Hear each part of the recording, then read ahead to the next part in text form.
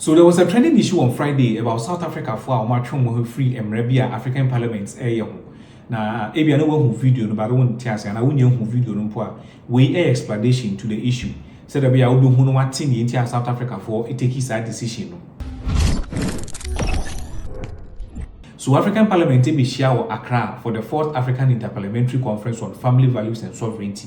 Na ni na Emrebia African Parliament na eka book no mo ye. Na emrani din African Charter on Family Values and Sovereignty. Na so omo gisa amrani tuma e ba be one instrument about African countries now when it comes to your definition, say you define our family, your sexual orientation based on African culture and values. About African countries now you be that's so are rejecting any attempt by foreign countries and as a foreigner say omode LGBTQ and same-sex marriage.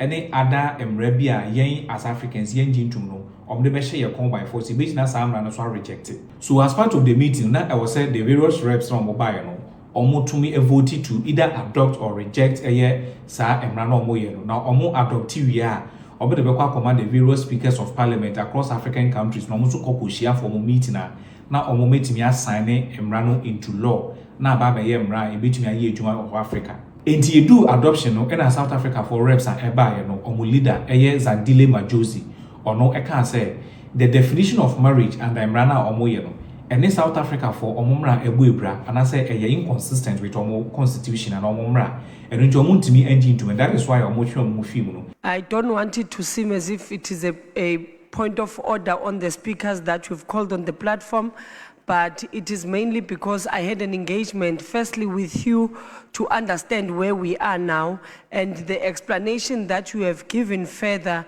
Then I want to state that in good faith as South Africa would like to reserve our rights in not adopting the charter because it contradicts the Constitution of South Africa, especially in Chapter 2, and also it does not align with the regional and international laws that we believe in. So we would like to reserve our rights not to adopt. Okay. He said the way I bet you didn't see the South Africa for Eka.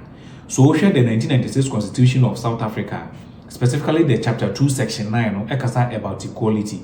The subsection 1 of Section 9, Eka say all South Africans and all people are equal. And I say nipa was South African in the eyes of Emrano, and Domunina enjoy equal right and protection under the law. And the subsection 3 no ekasa about say Emrane Makwan say will be discriminating among people either directly or indirectly based on several grounds, including sex, marriage, and sexual orientation. Sexual orientation no said you'll be huni either so your bar and our bema, and our yoba no hunu so your bema, and our bema no hunu so your bar. That is sexual orientation. And it will be who sa ultimately discriminating among that person. Based on that, no, and our mobile cast or just running into. Because of the constitution, no, any specific about our rear and I ain't define our range, no. In 2005, a same-sex related court issue, MF4 South African Parliament, Emra, a Civil Union Act, EDJ, LGBTQ, and as a same-sex marriage, etumu. Na case no, a Minister of Home Affairs versus Fury na or a lesbian. Into an lesbian partner or issue equal court. Now court on a release based on section 9 of the chapter 2 of South Africa Constitution, say you can't discriminate among Gobi because of homosexual orientation. Say Oma or ba any or bema quine no more worry. Now I'm more ba any or ba and I bema ne bema quine and warrior. What discriminate amongst them based on their sexual orientation. Into court no a release a unconstitutional so by preventing call for from getting married just because a oba or ba and a bema ne bema. In the court no still recognize a religious and traditional beliefs, but court no ruling say just because majority subscribe to a certain belief no doesn't mean that minority now cannot be protected. So court no Emma or minor 1 year so correct any mistake bia ewo emranimu. The South African Parliament no a Civil Union Act Emma omodina no so edge same-sex marriage etum. So since then, no same-sex marriage and I say LGBTQ are very legal in South Africa. Just because you can't discriminate among OP because of their sexual orientation. And then no more constitution.